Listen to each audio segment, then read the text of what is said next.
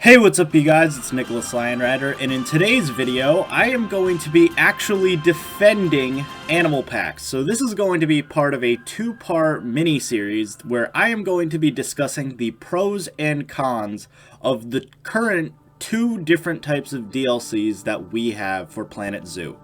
And we're basically going to start off with the, I guess, more controversial in my little circle of friends and stuff, which are animal packs. So animal packs, for anyone who isn't aware or anything, are the packs very similar to Southeast Asia. So that means that we would get more animals, 0 to very, very little, since we technically got a little bit with the signs, scenery in the pack. So it's mostly comprised of animals. So in that case, it was the same price tag of $10 USD, but we got 8 animals instead of the traditional 4 with some scenery. Now, I'm going to defend why we should probably get more animal packs in the future. And I will make a second video defending the theme packs and why we should get those with scenery in the next video. But for today's video, let's just do animals. So, reason number 1 why we need more animal packs. Anyone who denies the fact that this is a zoo game first and foremost needs to leave the door. Like, they need to get out of the room immediately, because I don't want any, roller coaster fans or building fans, any people who like, sandbox games or whatever, to come in and say, no, the game about animals shouldn't have that many animals. It should instead have more, props to play with. I entirely disagree with that. If you want to play that game exists. It's called Planet Coaster.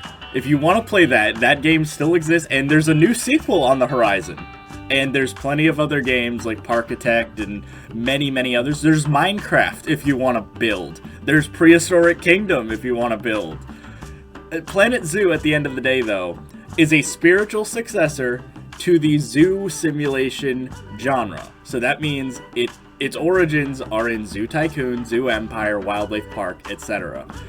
Not in coasters, not in theme parks, not in building cathedrals or anything like that. So we need more animals for that reason alone. Because what is a zoo but animals?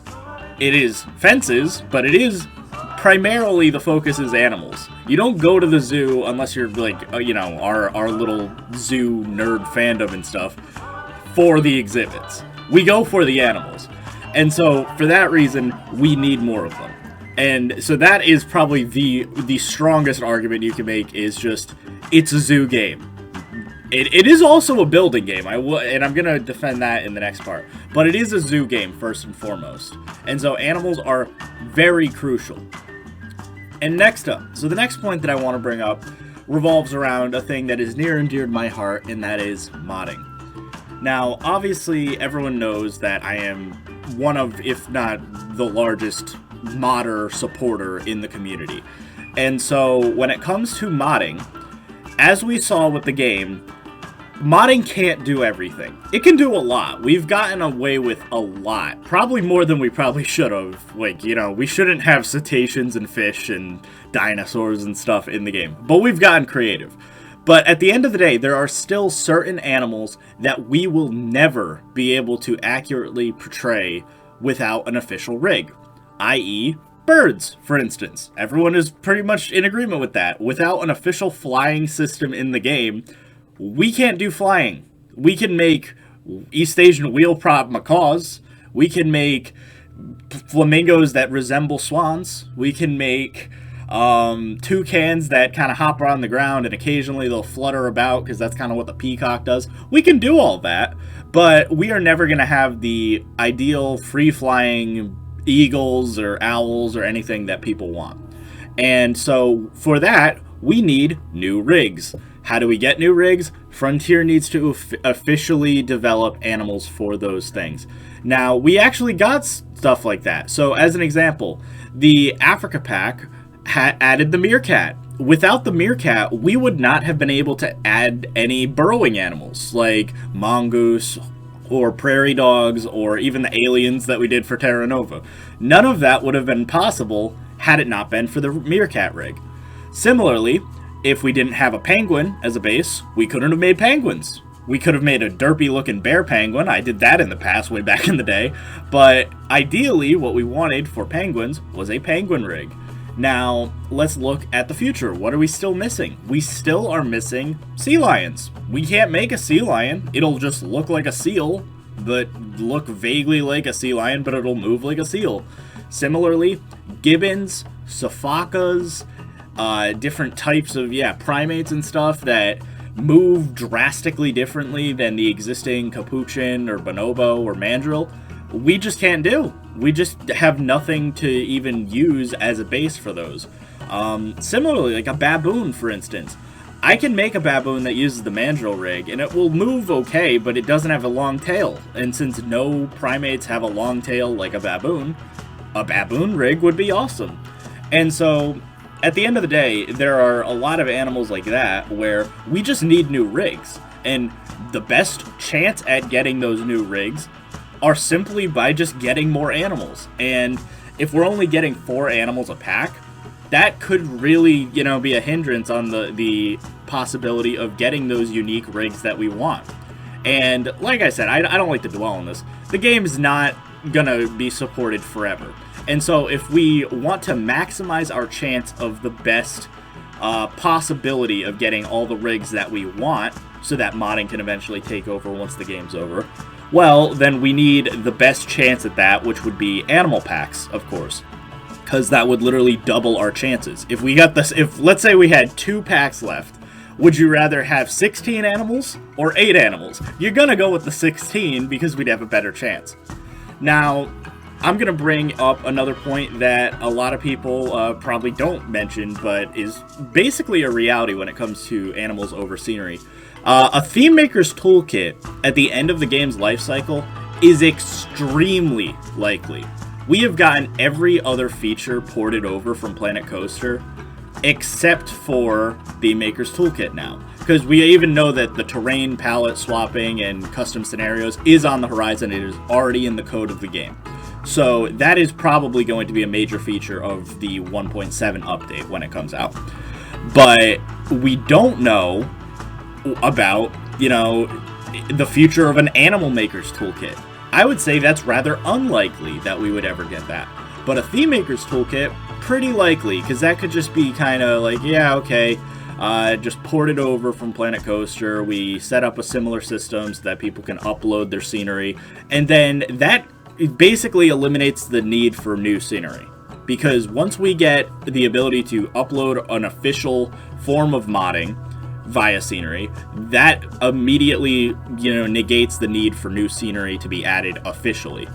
Now, it'd be obviously nice, because official scenery is always good. Official anything is good. But animals are far more important, because we aren't really sure if we are going to get that animal maker's toolkit that a lot of modders and other people want.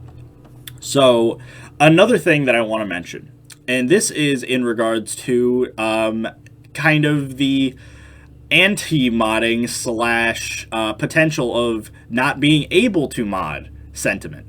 So there is a large portion of the community who either does not feel comfortable with modding or physically just can't do it. So let's say you use NVIDIA GeForce. You are not able to use mods currently in Planet Zoo. And so let's say the game eventually gets ported over to console as well. Well, those people on console also will not be able to have mod support. And those people are going to want animals like American alligator or mountain lion or something that's kind of basic to the modders who have had it for a while now because, we already have a big cat rig. We don't need mountain lions. But if you're a big fan of mountain lions, you're going to be upset if you just can't mod it. So instead, you would want it officially. So I am still a big advocate that we should be getting those kind of ABC basic zoo animals inside of the game officially. I remember for the longest time, as much as I think, we already have a rhino rig, we needed the white rhino in the game. Because it's ridiculous that we didn't have an African rhino for the longest time. And so I definitely think that there is a strong,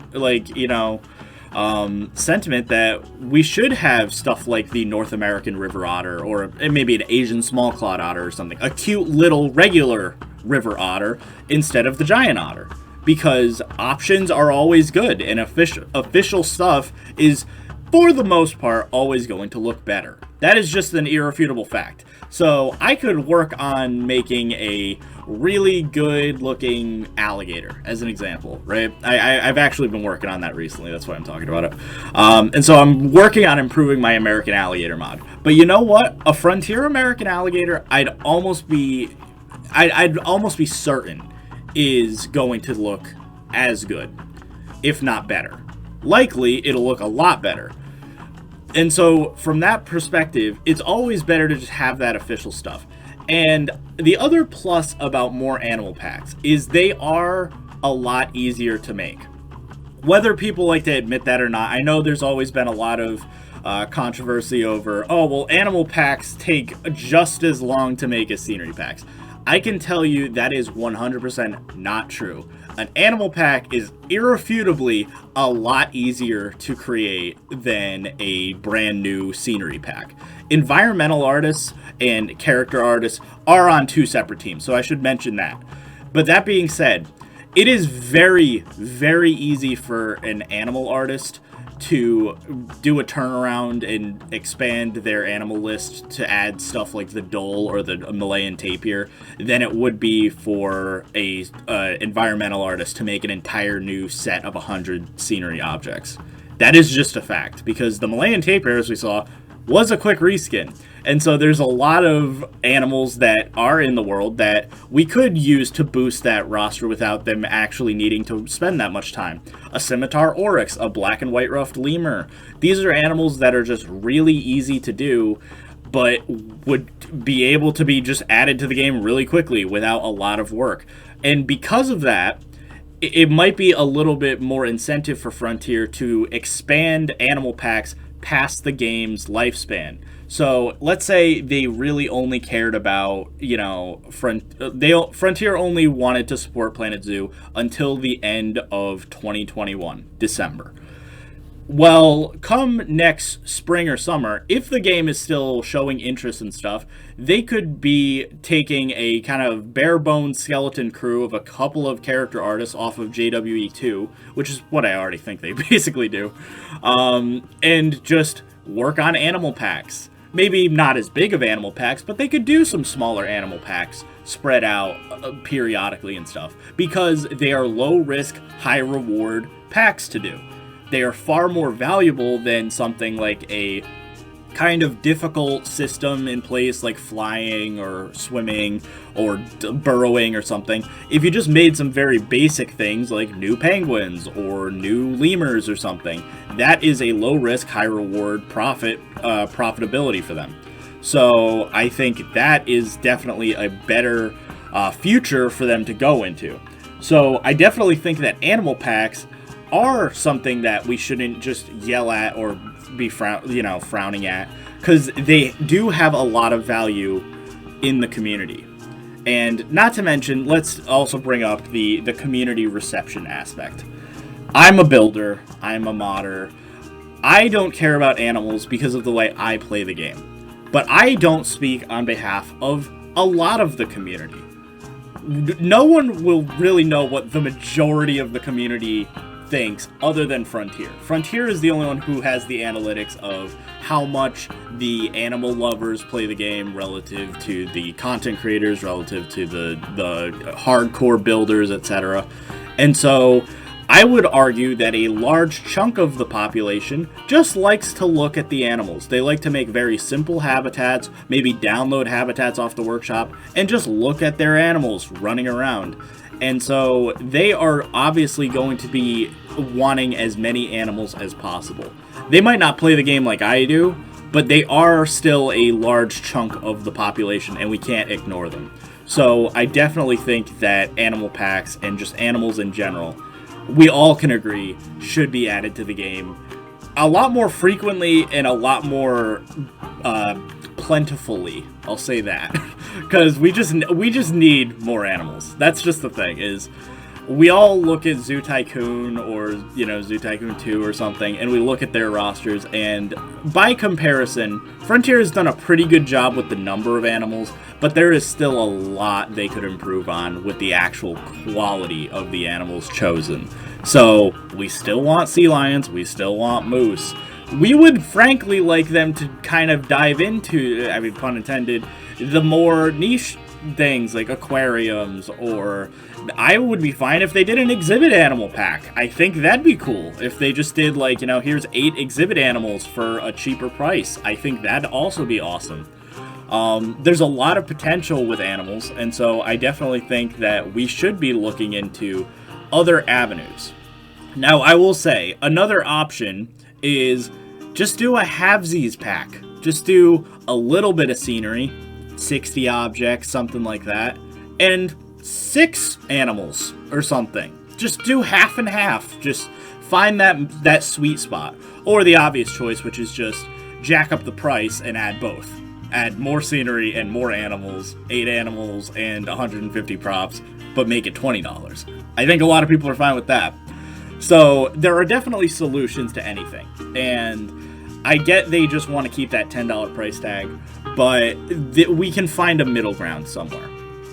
And so, with that being said, I've just been rambling now. So thank you all for watching, and like I said, part 2 of this video will be coming up very shortly, and that will be going over the pros of the theme sets. I don't really know what we call them. They're just basically the default packs where we have 4 animals and scenery. I don't really know what we call them because animal packs are 8. I don't know. Anyways, thank you all for watching, and I will see you next time.